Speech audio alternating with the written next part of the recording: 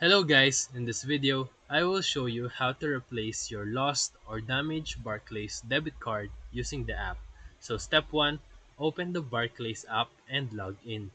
Step 2, tap cards at the bottom navigation. Step 3, select the card that you lost or damaged. Step 4, tap report lost or damaged. Step 5, choose your reason such as lost, stolen, or damaged. Step 6. Confirm your delivery address for the new card. Step 7. Submit the request and wait for the delivery. The delivery usually takes 5 to 7 working days or business days. Now you know how to easily replace your Barclays debit card via the app. So if this video helped you, feel free to like and subscribe for more quick tutorials, reviews, and comparison videos. Thank you for watching.